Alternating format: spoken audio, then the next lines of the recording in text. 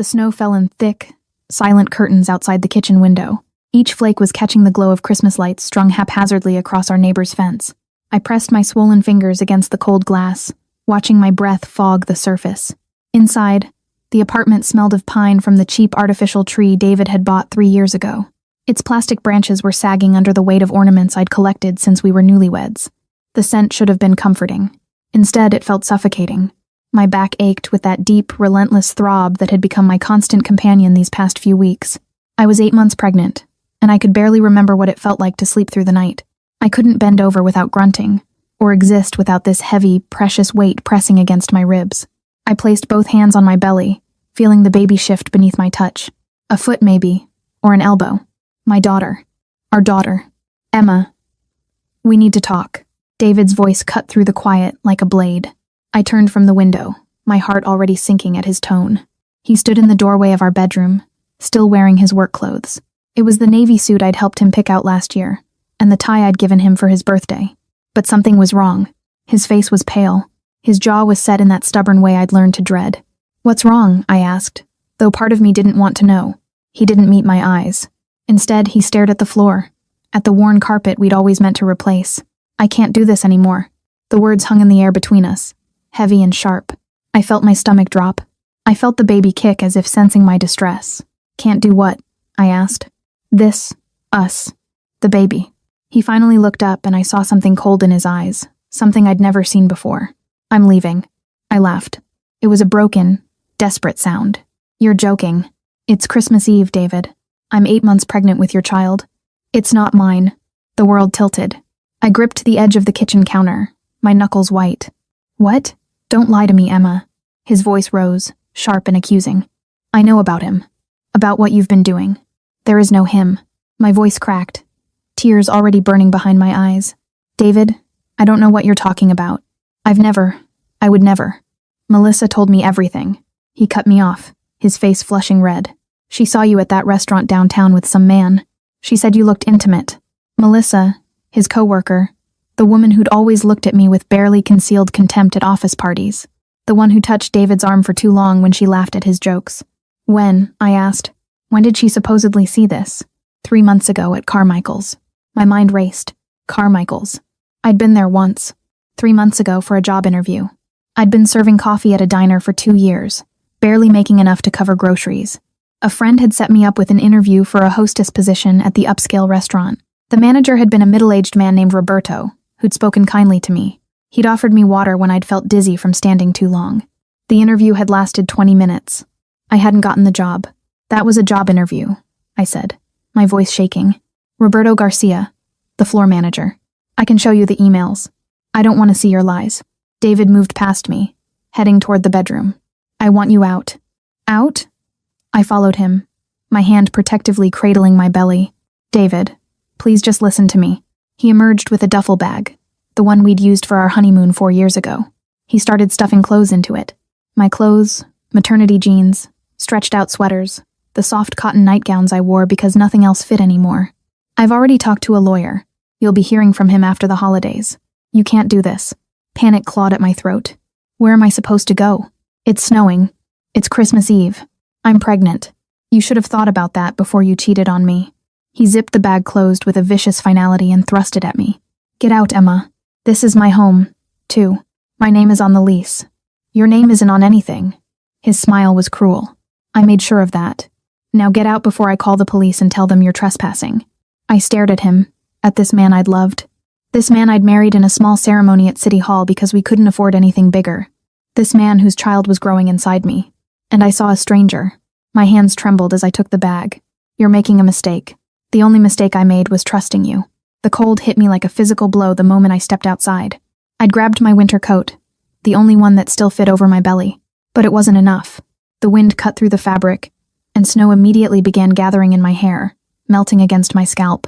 I stood on the sidewalk outside our apartment building, watching the Christmas lights blur through my tears. I realized I had nowhere to go. My parents were gone. My mom to cancer 3 years ago. My dad to a heart attack 6 months after. I had no siblings. My friends had drifted away over the years, the way friends do when you're struggling to make ends meet and can't afford to go out. David had been my whole world. David and the baby. I pulled out my phone with shaking fingers, scrolling through my contacts. There had to be someone. Anyone. The screen blurred as tears streamed down my face. I stopped on a name. Jenna Morrison, my old roommate from before I'd married David. We hadn't spoken in over a year, but maybe. I typed out a message, my fingers clumsy on the screen. Hey, I know it's been a while and I'm so sorry to ask, but I'm in trouble. David kicked me out and I'm pregnant and I have nowhere to go. Can I please stay with you just for tonight? I'm desperate. I hit send before I could second-guess myself. Then I wrapped my arms around my belly, trying to shield my baby from the cold. The snow was falling harder now, accumulating on the sidewalk in thick drifts. My feet were already numb in my thin boots. The phone buzzed. I looked down, hope flaring in my chest, but it wasn't from Jenna. It was a message from an unknown number. It just said, "Who is this?" My heart sank. Wrong number. In my desperation, I must have mistyped. I started to delete the message to try again, but another text came through. "Are you safe?" Something about those 3 words, the directness, the concern from a stranger, broke something inside me. I sank down onto a snow-covered bench, no longer caring about the cold, about the wet seeping through my jeans. My fingers moved across the screen almost of their own accord. No, I'm not safe. I'm 8 months pregnant, and my husband just kicked me out on Christmas Eve because he thinks I cheated on him. I didn't. I have nowhere to go. I'm sorry. I meant to text someone else. Please ignore this. I sent it before I could stop myself, then immediately felt foolish. What was I doing? Pouring my heart out to a stranger. I started to type an apology, but another message appeared. "Where are you?" I hesitated. Every self-preservation instinct screamed at me to stop, to not give my location to someone I didn't know. But I was so cold, so tired, so desperate. What did I have to lose? Maple Street. Outside the Riverside Apartments. Building 4. Stay there. Don't move. I'm sending someone. I stared at the message, my heart pounding. This was insane. I should leave. I should find a shelter. I should do anything but wait for a stranger. But my body wouldn't cooperate. I was so tired, so cold. The baby kicked again, harder this time. I whispered into the snowy darkness. "It's okay, sweetheart. We're going to be okay somehow." 20 minutes passed. I watched the snow accumulate on my coat and felt my teeth begin to chatter. I was just about to give up, to drag myself to my feet, and start walking toward the homeless shelter I'd passed a few blocks away. Then, headlights cut through the darkness.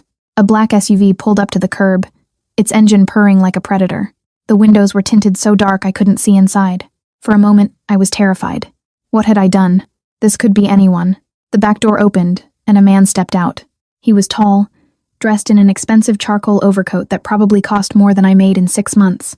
Even in the dim light, I could see he was young, maybe in his early 30s, with dark hair and a face that looked like it had been carved from marble. But it was his eyes that caught me. They were dark, assessing, missing nothing. They swept over me, my tear-stained face, my swollen belly, my pathetic duffel bag.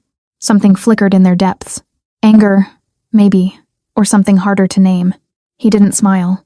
He simply extended a gloved hand. "Come with me." I should have been afraid. Everything about him screamed danger. From the cold authority in his voice to the way the driver, a massive man who looked like he could break me in half, watched from the front seat. But I was beyond fear. I was beyond everything except the bone-deep exhaustion and the desperate need to protect my baby. I took his hand.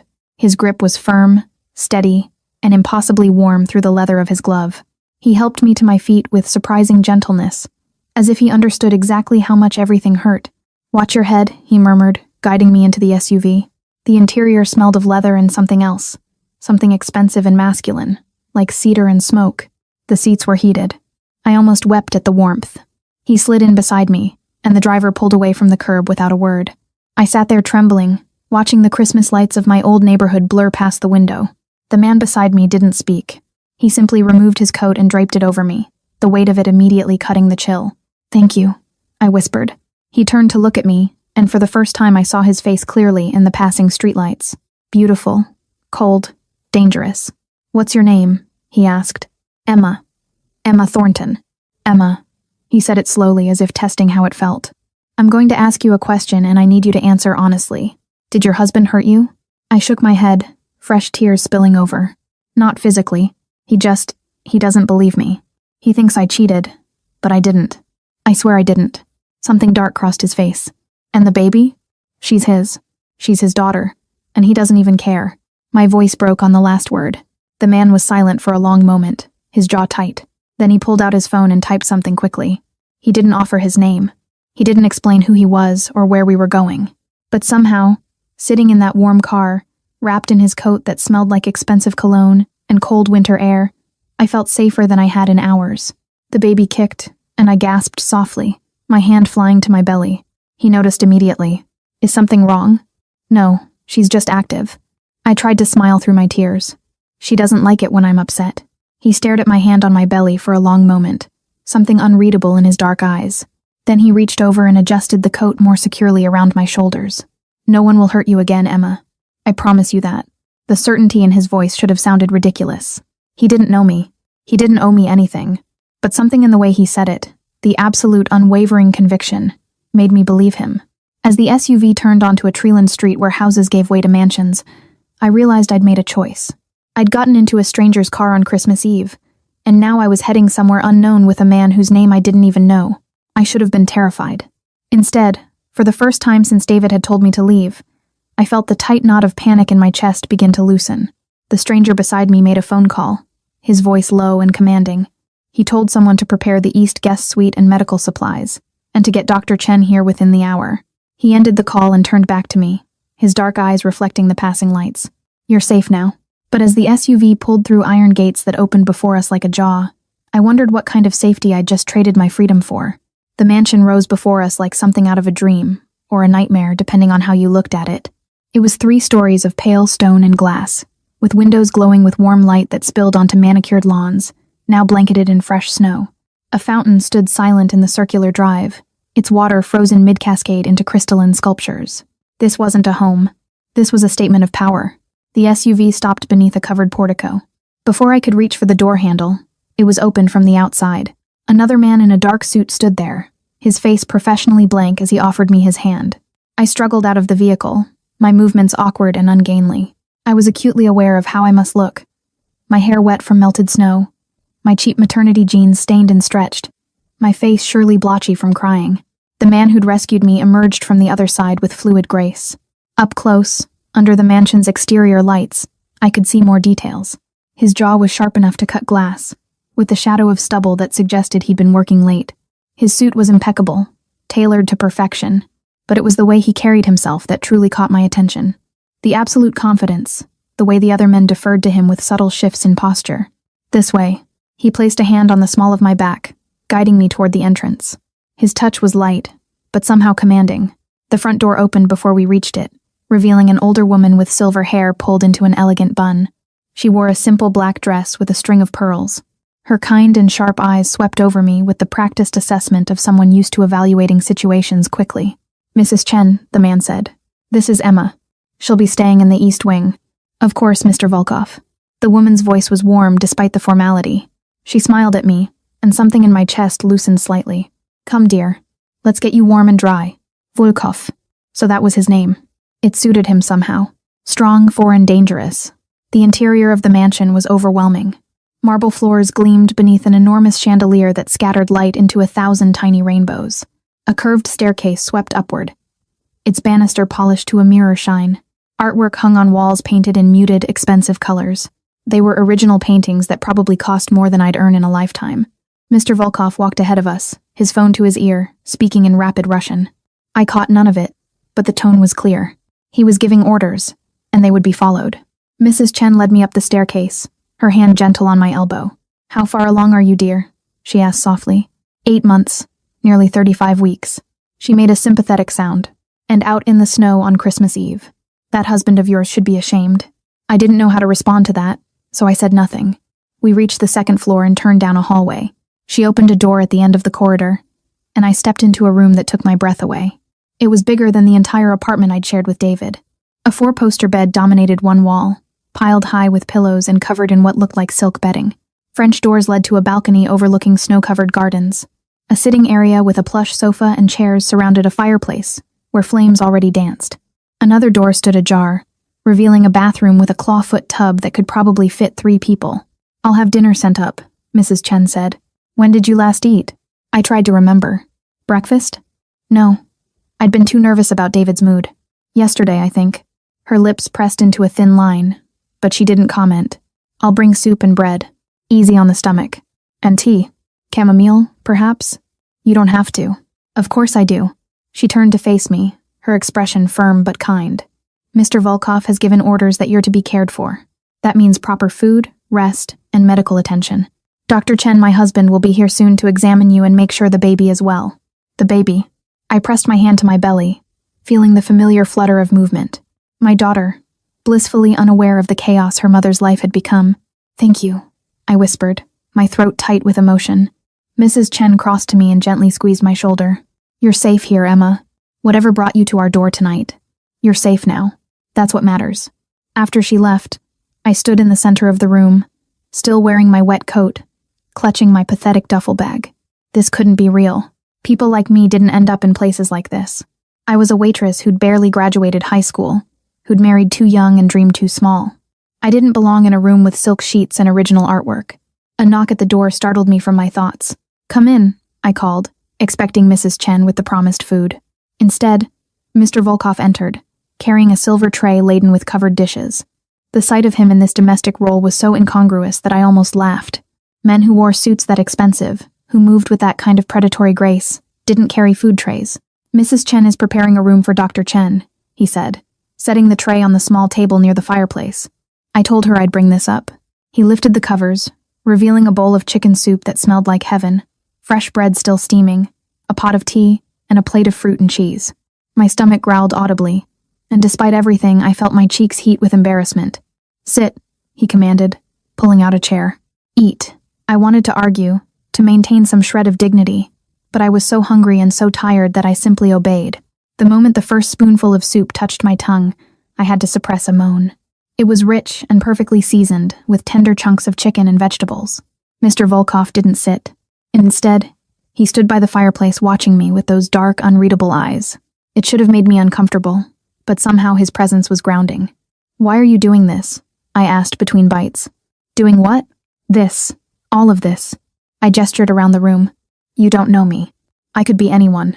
I could be lying about everything. He was silent for a long moment, the firelight playing across his features. Are you lying? No. The word came out fierce, definitive.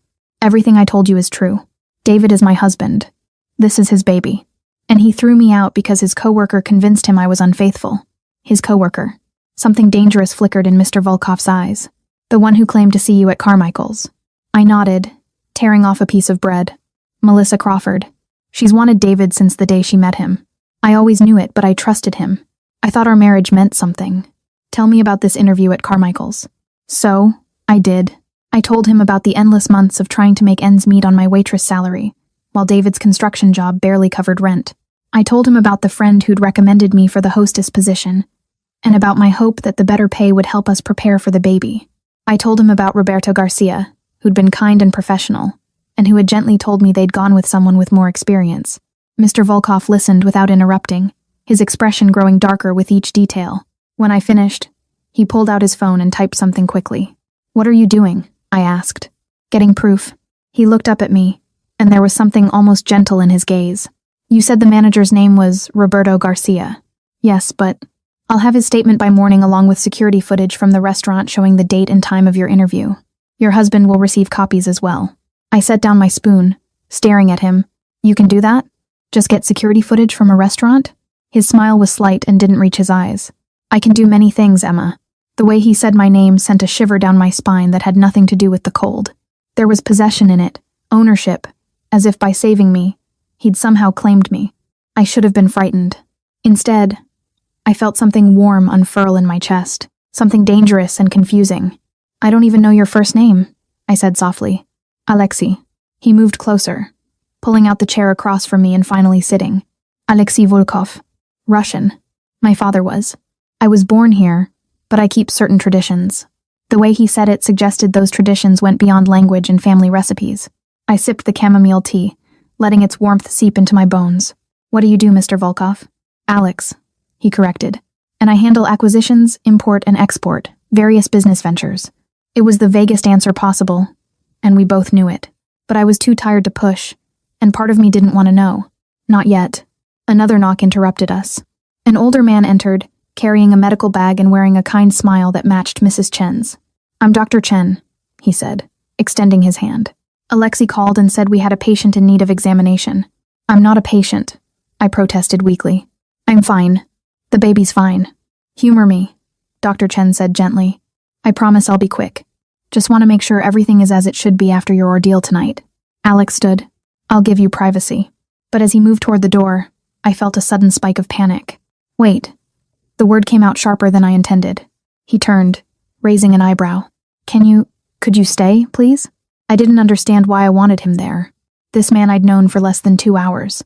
But the thought of being alone with only the doctor made my chest tight. Alexei was solid, present, safe. Something flickered across his face. Surprise, perhaps, or satisfaction. He nodded once and moved to stand by the fireplace, far enough to give me privacy but close enough that I could see him. Dr. Chen was professional and efficient. He took my blood pressure, listened to my heart and lungs, and then asked me to lie on the bed so he could check the baby. His hands were gentle as he palpated my belly.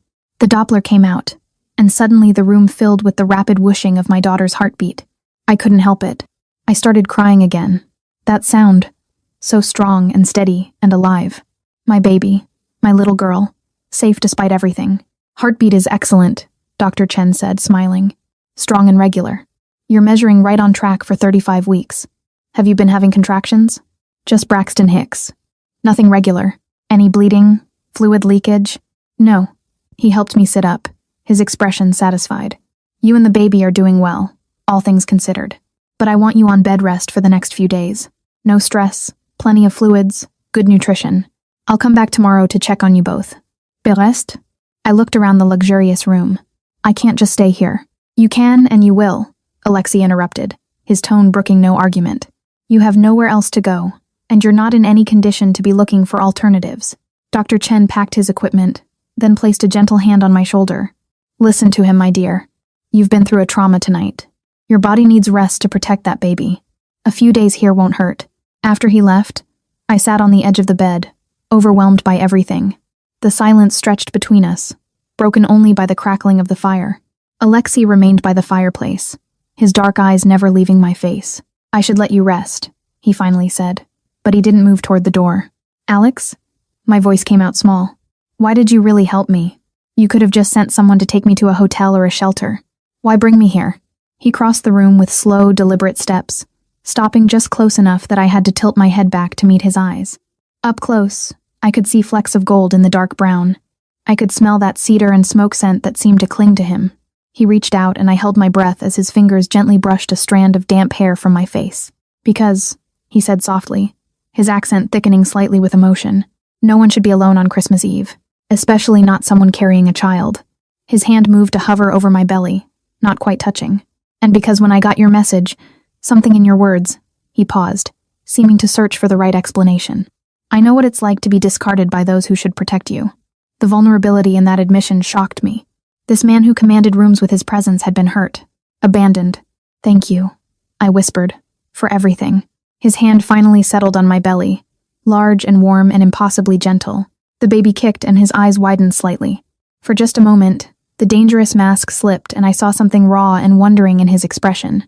Then it was gone and he stepped back, professional distance reasserting itself. Sleep, Emma. Tomorrow we'll deal with your husband and get you the proof you need. He was at the door when I called out one more time. Alex, that number I texted. Whose was it? He turned and his smile was sharp enough to cut. Mine. And it's not one I give out lightly. He paused, his eyes holding mine. You were meant to find me tonight, Emma. I don't believe in accidents. Then he was gone, the door closing softly behind him. I was left alone in a room that belonged in a fairy tale, with questions I wasn't sure I wanted answered. I changed into one of the nightgowns Mrs. Chen had left folded on the bed and slipped between sheets that felt like clouds. Outside, snow continued to fall, blanketing the world in white silence. I placed my hands on my belly, feeling my daughter move beneath my palms. What have we gotten ourselves into, little one? I whispered into the darkness. But exhaustion was pulling me under, and for the first time in months, I felt warm, safe, and protected. I didn't know that in helping me, Alexei Volkov had just made me the most dangerous woman in the city. I didn't know that my husband's betrayal was about to unleash a chain of events that would change everything. All I knew was that when I closed my eyes, I saw dark eyes filled with an intensity that both terrified and thrilled me, and that maybe, just maybe, being found by a stranger on Christmas Eve was the best thing that had ever happened to me. I woke to sunlight streaming through gauzy curtains and the soft clink of china. For a disoriented moment, I thought I was back in the apartment with David, that everything had been a nightmare. Then I felt the silk sheets beneath my fingers, saw the elegant room bathed in morning light, and remembered. Mrs. Chen stood by the small table near the window, arranging breakfast on a tray. She looked up when I stirred, her smile warm. "Good morning, dear. How did you sleep?" "Better than I have in months," I admitted, struggling to sit up. My back protested, but less than usual. The mattress had been perfectly supportive. "Excellent. Dr. Chen will be pleased." She helped me arrange pillows behind my back, then set the tray across my lap. Fresh fruit, yogurt with honey, buttered toast, and what looked like a vegetable omelet. "Eat slowly. Your stomach needs to adjust after yesterday." I picked up the fork, suddenly shy. Is Alexei awake?" Something flickered in her eyes. Amusement, perhaps. Or understanding. "He's been awake since 5. He's in his office handling business." She poured tea from a delicate pot. "He asked me to tell you that the information you needed arrived an hour ago." My heart leaped. "Information?" "From the restaurant. Carmichael's." She handed me an envelope that had been tucked beside the tray. "Everything you need to prove your innocence." My hands shook as I opened it. Inside were printed emails, timestamped security camera stills, and a notarized statement from Roberto Garcia confirming my interview date, time, and duration. The photograph showed me clearly sitting across from Roberto at a corner table, looking nervous and hopeful. The timestamp read, 3 months ago, exactly when Melissa claimed to have seen me being intimate with another man. There was nothing intimate about it, just a pregnant woman desperately trying to get a better job. "How did he get all this so fast?" I whispered. Mrs. Chen's smile was enigmatic. "Mr. Volkov is very good at getting what he wants, and what he wanted was to help you." I ate slowly, mechanically, my mind spinning. With this evidence, I could prove to David that Melissa had lied. I could make him see the truth. Maybe he'd realize his mistake, apologize, take me back. But even as I thought it, something cold settled in my stomach. Did I want him to take me back? The man who'd thrown his 8 months pregnant wife out into the snow on Christmas Eve without even listening to her side? The man who'd trusted a coworker over his own wife? A knock at the door interrupted my thoughts. Mrs. Chen opened it and my breath caught. Alexei stood in the doorway dressed in another immaculate suit, this one charcoal gray with a dark blue tie. His hair was slightly damp, and he smelled of expensive cologne and something uniquely him. His eyes found mine immediately, scanning my face as if checking for signs of distress. "You slept well." His voice was lower than I remembered, rougher. "Yes, thank you for everything." I held up the envelope. "Mrs. Chen said you got this for me." He moved into the room with that predatory grace, dismissing Mrs. Chen with a subtle nod. She left, closing the door behind her. Suddenly, the large room felt smaller, more intimate. Alexei pulled a chair close to the bed, sitting so that we were nearly at eye level. "Your husband received copies an hour ago," he said, along with a message suggesting he verify the information before making further accusations. He probably won't even look at it. When David makes up his mind about something, he'll look. The certainty in Alexei's voice was absolute. I made sure of it. I didn't ask how. I was learning that Alexei operated in ways I couldn't begin to understand. "What do I do now?" "That depends. What do you want to do?" I set down my fork, my appetite suddenly gone. "I want my husband to know the truth. I want him to apologize. My voice broke. "I want my life back." Alexei was quiet for a long moment, his dark eyes studying me with an intensity that made my skin prickle. "And if he doesn't apologize? If he refuses to believe the evidence?" The question hung in the air between us. "I don't know," I whispered. He reached out and gently took my hand. His palm was warm, slightly calloused, and the touch sent electricity racing up my arm. "You have options, Emma. You don't have to go back to a man who doesn't deserve you. I'm pregnant with his child. I have no money, no job, no family. What options do I have? You have me." The words were simple, but the weight behind them was enormous. I looked up at him, searching his face for meaning. "I don't understand. Stay here. Let me take care of you and the baby. You need rest, proper nutrition, medical care. I can provide all of that." His thumb stroked across my knuckles. "After the baby comes, we'll figure out the rest. You're offering to let a stranger live in your house and have a baby here." I couldn't keep the disbelief from my voice. "Why would you do that?" His jaw tightened. "I have my reasons." "That's not an answer. It's the only one I can give you right now." He stood abruptly, releasing my hand, and I felt the loss of his touch. "Think about it. In the meantime, you should rest. Dr. Chen will be here this afternoon." He was at the door when my phone buzzed on the nightstand. I picked it up, my heart sinking when I saw David's name on the screen. Alexei paused, watching me. "It's him," I said quietly. "Do you want to answer it?" I stared at the phone, watching it buzz again and again. Finally, I swiped to answer and put it on speaker, not trusting my voice to remain steady. "Emma." David's voice was tight, angry. "Where the hell are you?" "Somewhere safe. Away from you." "Don't be dramatic." "Look, I got some information this morning about that interview you claimed to have." "Claimed?" The word came out sharp. "I didn't claim anything, David. I told you the truth." "Fine, whatever. The point is, maybe I was hasty." "Haste?" I couldn't believe what I was hearing. "You threw me out in the snow on Christmas Eve. You called me a liar and a cheat, and now you're saying you were hasty." Alexei's expression had gone dangerously cold, but he remained silent, watching. "Emma, come home. We'll talk about this like adults." David's voice took on that wheedling tone I'd heard before, the one he used when he wanted something. "I'm willing to forgive you for." "Forgive me?" I was shaking now, fury overriding fear. "I didn't do anything wrong. You're the one who needs to be asking for forgiveness." "Look, I said I'm sorry, okay? What more do you want? I made a mistake. Melissa was wrong. Come home and we'll put this behind us." I looked at Alexei, who was watching me with those dark, knowing eyes.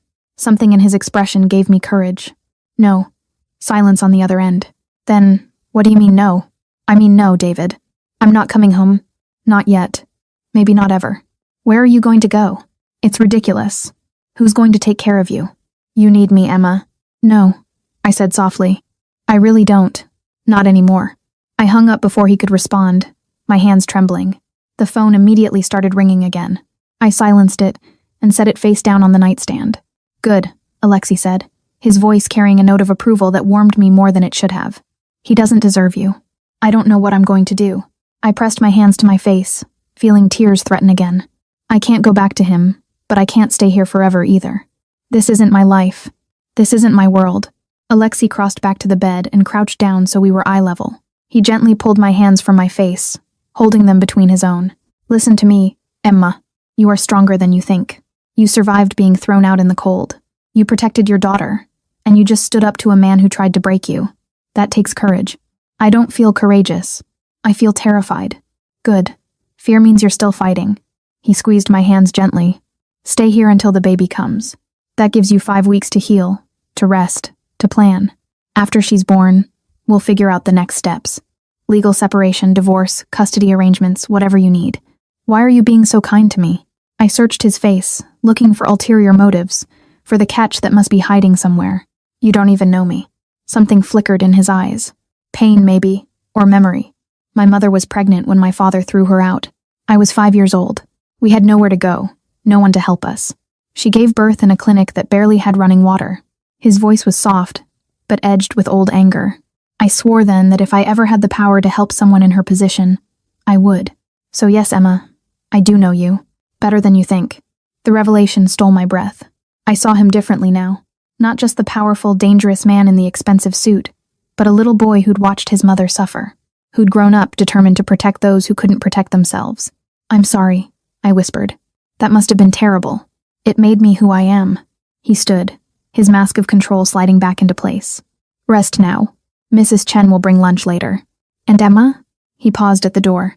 "Your husband will call again, probably many times. You don't have to answer.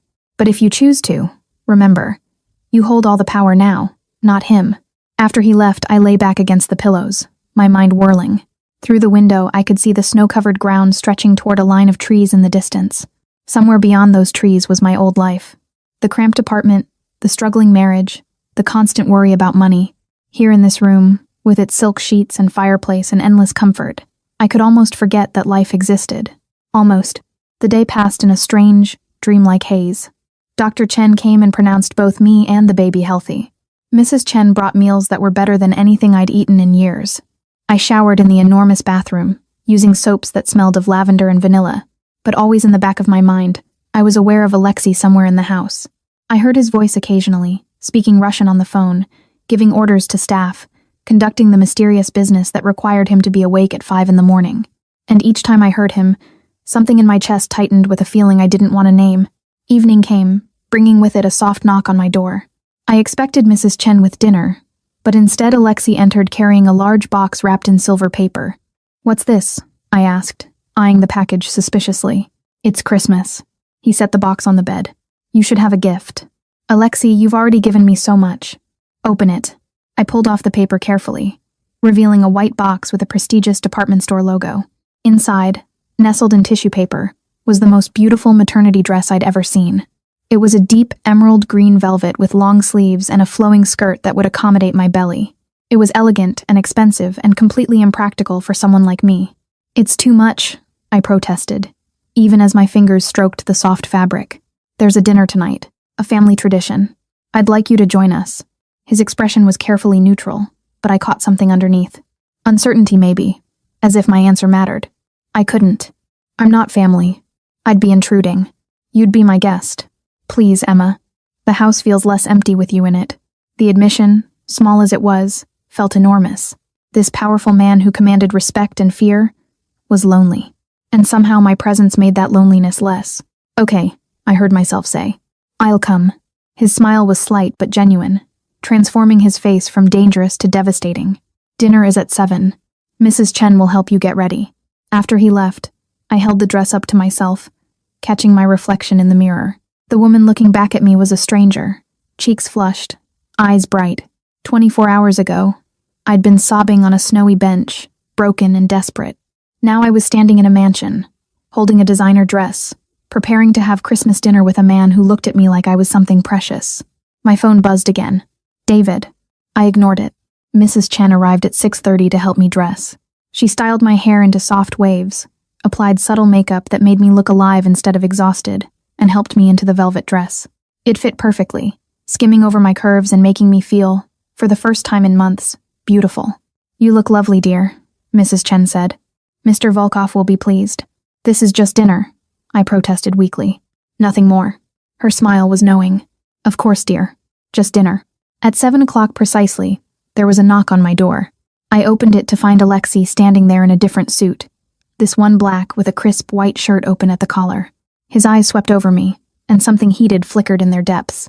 Beautiful, he murmured, offering his arm. Shall we? I took his arm, feeling the solid muscle beneath the expensive fabric, and let him lead me down the hallway.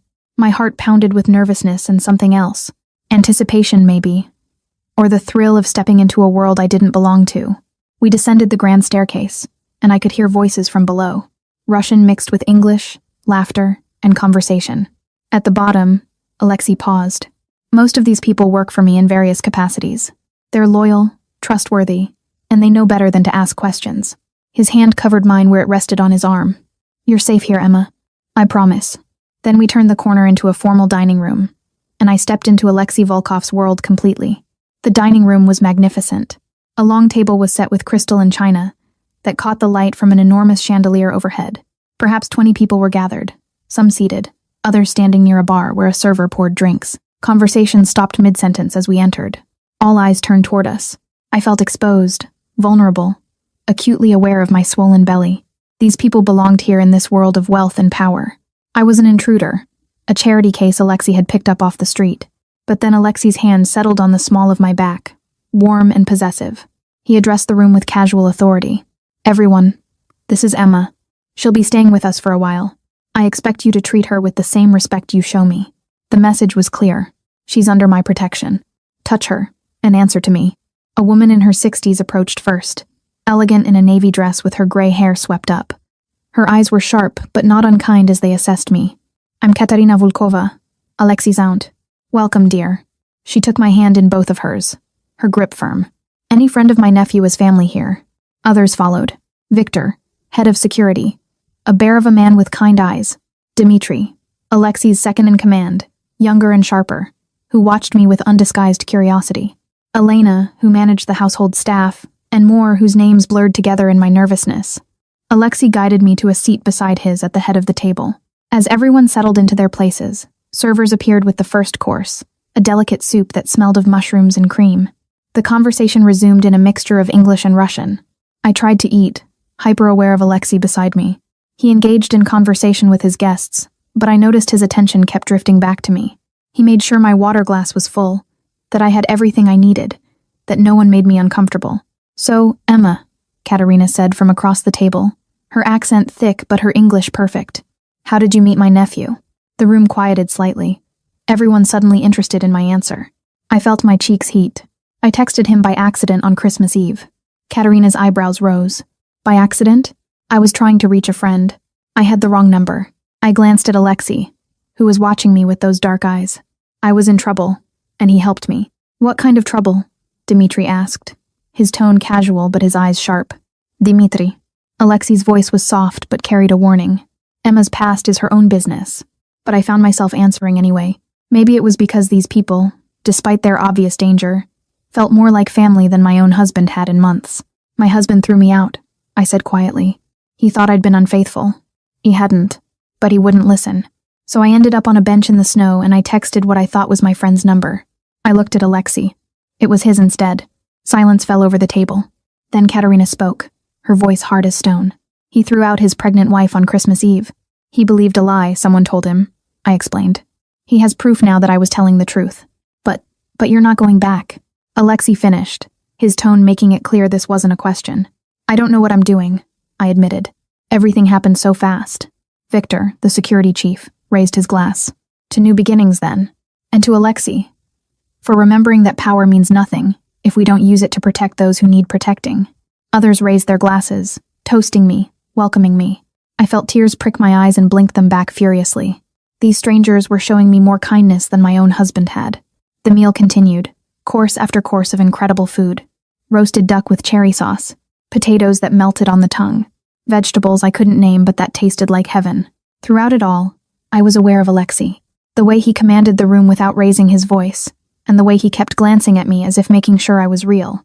After dinner, people began to drift toward the drawing room where someone had started playing piano. Alexei offered me his hand. Walk with me. I took it, letting him guide me away from the crowd and through French doors that opened onto a covered terrace. The snow had stopped, and the night was crystalline and cold. Heaters glowed along the terrace, keeping the worst of the chill at bay. This is beautiful, I breathed, looking out over the snow-covered gardens. It's lonely, Alexei said quietly. He stood beside me at the railing, close enough that I could feel his warmth. This house, this life. I built it all to prove I was nothing like my father. But sometimes I think I've just built a very expensive cage. I turned to look at him, surprised by the admission. You could leave, go anywhere. Could I? His smile was bitter. When you're responsible for this many people, you stop belonging to yourself. Every decision I make affects hundreds of others. I can't just walk away. Is that why you helped me? Because you can't walk away from your own life, so you save others instead? He turned to face me fully, and the intensity in his eyes made my breath catch. I helped you because when I read your message, something in it called to me. A woman alone, pregnant, abandoned by the person who should protect her. His hand came up to cup my face, his thumb stroking my cheek. I saw my mother in you. But when I saw you, Emma, sitting on that bench, looking so small and scared and brave, I didn't see my mother anymore. I saw you. My heart was pounding so hard I was sure he could hear it. Alexei, you should know something about me, he continued, his voice low and rough. I'm not a good man. The things I do, the business I run, it's not legal, not moral. I've hurt people. I've done things that would make you run from this house and never look back. Are you trying to scare me? I'm trying to be honest with you. Because in a few weeks you'll have a baby and you'll need to make decisions about your future. And if you choose to stay here, to let me help you, you need to know what that means. What does it mean? I whispered. His other hand came up, framing my face between his palms. It means you'll be under my protection. It means anyone who tries to hurt you will answer to me. It means... He stopped, seeming to struggle with the words. It means I won't be able to let you go easily. The admission hung between us, heavy with implication. He was warning me, giving me a chance to run while I still could. But standing there in the cold night air, his hands warm on my face, I didn't want to run. I'm not afraid of you, I said, and was surprised to realize it was true. You should be. But his thumbs stroked my cheeks tenderly, contradicting his words. I'm already too invested in you, Emma. In you and your daughter. And when I'm invested in something, I don't let go. Before I could respond, my phone buzzed in the small purse Mrs. Chen had provided. I pulled it out, my stomach sinking when I saw David's name. Not a call this time, but a text. It said we need to talk face-to-face tomorrow. There are things you don't understand. Alexei read it over my shoulder, and I felt him tense. What things could you possibly not understand? He accused you falsely, threw you out, and now he wants to manipulate you into coming back. Maybe he's right. Maybe there are things I don't know. No. Alexi's voice was hard. You don't owe him anything, Emma. Not your time, not your explanations, not your presence. He's still my husband, and he's the father of my baby. Biologically, yes. But being a father is more than genetics. It's showing up, protecting, providing. Has he done any of that? I couldn't answer because we both knew he hadn't. Alexei took the phone from my hands and typed a response before I could stop him. It said that Emma will meet you tomorrow at 2 p.m. at Carmichael's restaurant. She won't be alone. If you have something to say it then. Alexei, you can't just. I can. And I did. He handed the phone back. You need closure. I understand that. But you're not meeting him alone. And you're not meeting him somewhere private where he can pressure you. A public place. My people nearby. Clear boundaries. Your people? Victor will drive you. Dmitri will be at a nearby table. You'll be safe. I don't need bodyguards to meet my husband. Yes, he said firmly. You do. Because I don't trust him not to hurt you again. Maybe not physically, but emotionally. Absolutely. His hand slid down to my shoulders. Let me protect you, Emma. It's what I'm good at. I wanted to argue, to insist I could handle this myself. But the truth was, I was terrified of seeing David again, of his ability to make me doubt myself. Okay, I whispered, but I want you there too. Something fierce flashed in Alexei's eyes. I wouldn't be anywhere else. Inside, the piano music had shifted to something slower, more melancholy. Come, Alexei said, offering his hand. Dance with me. I can barely walk without waddling. I definitely can't dance. Then we'll sway. His smile was slight but genuine. And you'll let me pretend for a few minutes that you belong here. I don't belong anywhere right now, I admitted. Then belong here with me. Even if just for tonight. He led me inside, and despite my protests, he pulled me gently into his arms. One hand settled on my lower back, the other clasped mine, and we moved in small circles to the piano's melody. My belly was pressed against him, the baby moving between us. I saw something soften in his expression. She's active tonight, I murmured. She knows she's safe. His voice was rough with emotion. You both are. We swayed together, and I let myself relax into his embrace. He smelled like expensive cologne and winter air, and something uniquely him. His hand was warm and solid on my back, his touch gentle despite the power I knew lived in those fingers. Around us, others danced and talked and laughed, but I was aware only of him. Emma, he said quietly, after tomorrow, after you've spoken to your husband, I want you to think carefully about what you want. Not what you think you should want, but what will make you happy. Because whatever you decide, I'll support it. Even if it means letting you go. I pulled back to look at him, searching his face. And if I decide to stay? His eyes darkened with something that made my pulse race. Then I'll spend every day making sure you never regret it. The song ended, and the spell broke. People began gathering coats, saying their goodbyes. I watched Alexei transform back into the man in charge, shaking hands, giving orders, his mask of control firmly in place. But when he looked at me, I saw beneath it to the man who'd admitted his loneliness. Mrs. Chen appeared to escort me back to my room. I was exhausted, my feet aching, and my back protesting. But as I climbed the stairs, I looked back to see Alexei watching me, his expression unreadable but intense. That night, I lay in bed unable to sleep despite my exhaustion. Tomorrow, I would face David. I would hear whatever excuses or explanations he had to offer, and then I would have to make a choice. Go back to my old life, to a man who'd proven he didn't trust me, or stay here in this mansion with its silk sheets and endless comfort, under the protection of a man who'd saved me for reasons I still didn't fully understand. A man who was dangerous and powerful and who looked at me like I was something precious. The baby kicked hard enough to make me gasp. I placed my hand on my belly, feeling her shift and stretch. What should we do, little one? I whispered into the darkness. What's the right choice? But she had no answers, and neither did I. All I knew was that tomorrow, everything would change again. And this time, I would have to decide my own fate. The morning came too quickly. I woke to gray light filtering through the curtains and the sound of rain pattering against the windows. The snow was melting, turning the pristine white landscape into something muddier, more real. Appropriate, I thought, for what lay ahead. Mrs. Chen brought breakfast, but I could barely eat. My stomach was twisted in knots, and the baby seemed to sense my anxiety. At 1 o'clock, she helped me dress in clothes that had appeared in the closet overnight. Maternity jeans that actually fit. A soft sweater in deep blue. A coat that was warm without being bulky. All Alexei's doing, of course. At 1:30, Victor appeared at my door. He was as large as I remembered, but his smile was kind as he offered his arm. Ready, Miss Emma? No, I admitted, but let's go anyway. The SUV was warm and comfortable. Victor drove in silence, giving me space with my thoughts. Dimitri sat in the front passenger seat, his sharp eyes scanning everything we passed. I felt simultaneously protected and trapped. Carmichael's restaurant looked different in daylight, less intimidating than I remembered from my interview 3 months ago. Victor pulled up to the front entrance and suddenly Alexei was there, opening my door before I could reach for the handle. He'd changed since this morning, now wearing dark jeans and a black sweater under his coat. More casual than I'd seen him, but no less commanding. His eyes searched my face. "You don't have to do this." "Yes, I do." I took his offered hand and let him help me out. "I need to hear what he has to say. I need closure, I think." He nodded but didn't release my hand. "Victor will be at the bar, Dimitri at a table near the back. I'll be right beside you.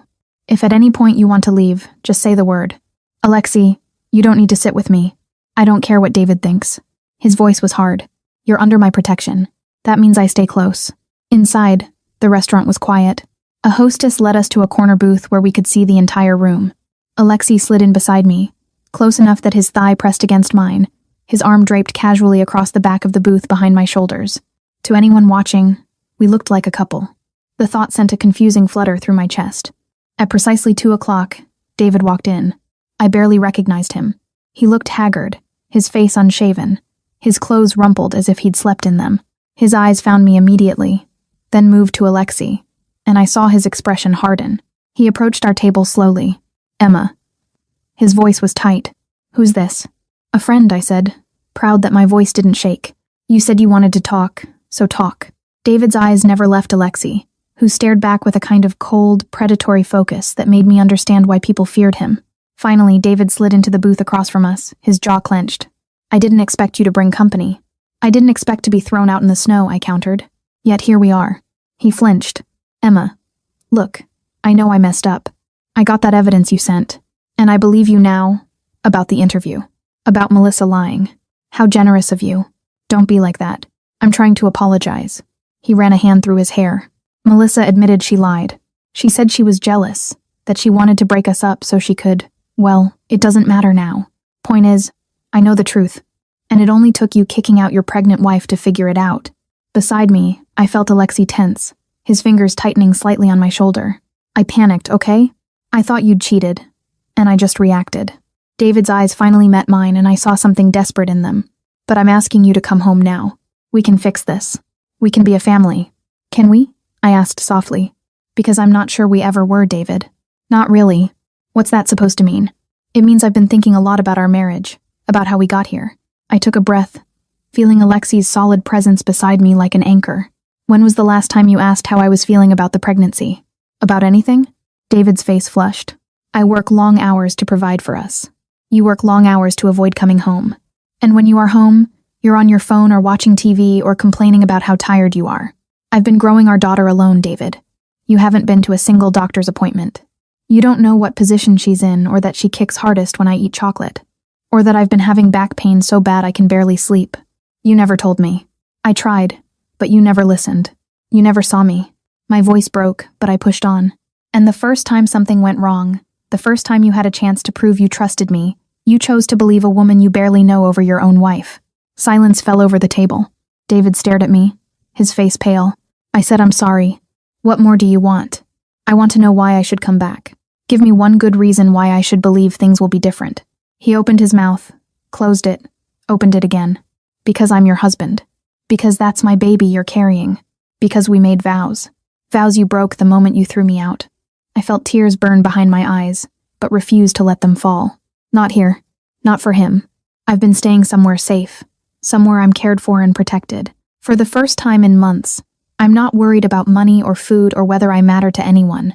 And you want me to give that up to come back to an apartment where I was invisible? Wait."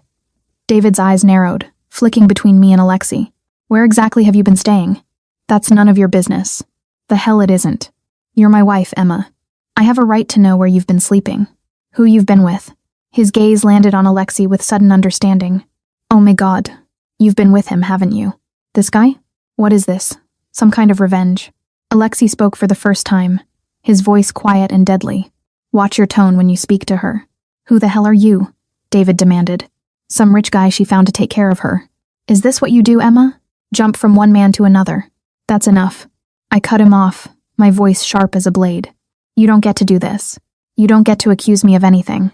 Not after what you did. Then tell me the truth. Are you sleeping with him? I felt Alexei tense beside me. I felt the danger radiating off him like heat, but I placed my hand on his thigh, a silent plea for patience, and answered David myself. No, not that it's any of your business, but Alexei has been nothing but respectful and kind. He gave me a place to stay when I had nowhere to go. He made sure I was warm and fed and safe. He got me medical care and proof of my innocence, and never once asked for anything in return. I leaned forward, holding David's gaze. He's been more of a partner to me in 3 days than you've been in 3 years. David's face went from red to white. You can't be serious. You're going to leave me for some stranger. I'm not leaving you for anyone. I'm leaving you because of you. Because you proved that when things get hard, you won't stand by me. Because you value your pride and ego more than you value your family. I took a shuddering breath. I deserve better than that. Our daughter deserves better than that. Emma, please. His voice cracked and I saw tears in his eyes. I love you. I know I screwed up, but I love you. Don't throw away our marriage over one mistake. For a moment, just a moment, I wavered. This was the man I'd married. Maybe I was giving up too easily. Maybe I should try harder. Then I felt the baby kick, hard and insistent. And I remembered. I remembered sitting alone in doctors' offices. I remembered crying myself to sleep while David snored beside me, oblivious. I remembered the cold look in his eyes when he told me to leave. I'm not throwing away our marriage, I said quietly. You already did that. I'm just accepting it. So that's it? You're choosing him over me? I'm choosing me. For once, I'm choosing myself and my daughter. I slid out of the booth, Alexei rising smoothly beside me. You'll hear from a lawyer about custody arrangements. We can be civil about this or we can make it ugly. Your choice. You're making a huge mistake, David said, his voice bitter. You think this guy actually cares about you? Men like him don't date women like you. You're just a charity case to him. Once the novelty wears off, he'll kick you out just like I did. I felt Alexei move. I felt the violence coiled in him, ready to spring. But I tightened my grip on his arm and faced David one last time. Maybe you're right. Maybe this won't last. But at least I'll know I tried for something better instead of settling for someone who made me feel worthless. I turned to leave, then paused. Oh, and David, when the baby comes, I'll let you know. You can decide then if you want to be her father or just the man who donated DNA. Either way, we'll be fine without you. I walked out of the restaurant with my head high. Alexei's hand was firm on my back, with Victor and Dmitri falling into step around us like a protective wall. I didn't look back. I didn't need to. In the SUV, the tears finally came. Great, heaving sobs that shook my whole body. Alexei pulled me against his chest, his arms wrapping around me as carefully as if I were made of glass. He didn't tell me to stop crying. He didn't offer empty platitudes. He just held me, one hand stroking my hair while I mourned the death of my marriage. I'm proud of you, he murmured into my hair. That took courage. I feel like I'm falling apart. You're not falling apart. You're breaking free. He pulled back enough to look at me, his thumbs wiping away my tears. And I meant what I said last night, Emma. Whatever you decide, wherever you want to go from here, I'll support it. If you want to stay at the house until the baby comes, you can. If you want me to help you find your own place, I will. If you want, I want to stay. The words came out before I could second guess them. With you. If that's still okay. Something blazed in his dark eyes. Triumph, possession, relief, all mixed together. More than okay. I don't know what this is between us, I admitted. I don't know if it's just gratitude or proximity or something more. But I know I feel safer with you than I ever did with David. I know my daughter moves differently when you're near. Like she knows you're someone who will protect her. And I know that even though I should be terrified of you, of this world you live in, I'm not. You should be terrified, he said, echoing his words from the night before. I told you I'm not a good man. Maybe not. But you're good to me. That's what matters. He studied my face for a long moment, then leaned forward and pressed his lips to my forehead in a kiss that felt like a promise. Then stay, Emma. Stay and let me take care of you both. Let me show you what it means to be cherished instead of tolerated. The baby kicked again, and Alexei's hand moved to my belly without thinking. His palm spread wide over the swell. She kicked directly into his hand and his expression transformed, wonder mixing with something fierce and protective. She knows you, I whispered. Good. His voice was rough. Because I'm going to be here for every moment she needs me. Doctor's appointments, midnight feedings, first steps, first words, all of it. Alexei, you don't have to. I want to. He lifted his eyes to mine, and what I saw there stole my breath. Not just attraction or duty, but something deeper. Something that looked dangerously like love. I want to be there for both of you, if you'll let me. I should have said no. I should have protected my heart, kept my distance. But sitting there in his arms, his hand on my belly, his eyes promising things I'd never thought I could have, I couldn't bring myself to refuse. Okay, I breathed. Yes, I want that too. He kissed me then. Properly this time. His lips were soft against mine, but insistent, claiming me with a thoroughness that made my toes curl. His hand cupped the back of my head, angling me exactly where he wanted me, and I melted into him, returning the kiss with equal fervor. It was promise and possession, tenderness and heat, everything I'd been missing, and everything I'd never known I wanted. When we finally broke apart, both breathing hard, he rested his forehead against mine. You're mine now, Emma. Mine to protect. Mine to care for. Say you understand. I understand, I whispered, and felt the truth of it settle into my bones. The weeks that followed were the happiest of my life. Alexei was true to his word. He accompanied me to every doctor's appointment, his hand in mine as we watched our daughter on ultrasound screens. I caught him calling her our daughter, and didn't correct him. He was there more than David had ever been. He had a nursery prepared, decorated in soft creams and golds with a crib that probably cost more than my first car. Mrs. Chen taught me Russian lullabies. Victor showed me photos of his own grandchildren, and promised to spoil my daughter just as much. Dmitri surprisingly turned out to be an expert in baby-proofing, and spent an afternoon making sure every corner of the house was safe. I learned about Alexei's business in pieces, enough to understand it wasn't entirely legal, that he operated in gray areas that sometimes turned dark. But I also saw how he cared for the people who worked for him, how he was fair even when he was ruthless. And I learned about the man himself, how he woke at dawn to swim laps in the indoor pool, how he read constantly, Russian literature mostly, but also business journals and history books, how he had a scar on his left shoulder from a knife fight when he was 19, how he was terrified of failing the people who depended on him, and how he'd been alone for so long that having me in his space was both thrilling and unsettling, how he looked at me like I was the answer to a question he'd been asking his whole life. 3 weeks after the confrontation with David, my water broke at 2 a.m. Alexei was awake instantly, calm and efficient as he called Dr. Chen and helped me into the car.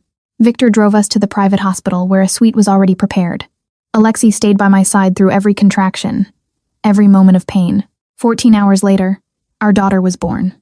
She came into the world screaming, pink and perfect. The nurse placed her in my arms and I sobbed as I looked at her tiny face, her shock of dark hair, her perfect fingers that wrapped around mine with surprising strength. She's beautiful, Alexei whispered, his voice thick with emotion. He sat beside me on the bed, one arm around my shoulders, staring at the baby with wonder. Perfect. Just like her mother. Do you want to hold her? I asked. His hands trembled slightly as he took her, cradling her against his chest with such tenderness that fresh tears spilled down my cheeks. She quieted immediately, her dark eyes, so like his, blinking up at him. And I watched Alexei Volkov, feared businessman and dangerous man, fall completely in love with a 7-pound baby girl. Hello, little one, he murmured in Russian, then English. I'm Alexei. I've been waiting to meet you. She made a small sound, her fist finding its way to her mouth. He laughed, the sound full of delight, and looked at me with eyes that held everything. Love, gratitude, promise. What should we name her? I asked. We discussed names but never decided on one. Now, watching them together, a name came to me fully formed. Katya. After your aunt? His expression softened. You want to name her after Katerina? She's part of this family now. We both are. I reached out and stroked Katya's cheek, soft as silk. And she should have a name that reflects where she belongs. Katya Volkov, he said, testing it. Then he looked at me, his gaze intense. Not Thornton. Volkov. I want her to have my name. Alexei. I know we're not married. I know this is fast, unconventional, probably crazy. But I want to claim her as mine, Emma. Legally, officially. I want to adopt her if you'll let me. I want to be her father in every way that matters. My heart felt too big for my chest. What about David? He signed away his parental rights 2 days ago, in exchange for you not pursuing child support or involving him in any way. Alexei's expression was carefully neutral, but I caught the edge of satisfaction. I may have had my lawyers make the process very easy for him. I should have been upset that he'd handled this without telling me. But looking at him holding Katya, at the love written plainly on his face, I couldn't find it in myself to care. Yes, I whispered.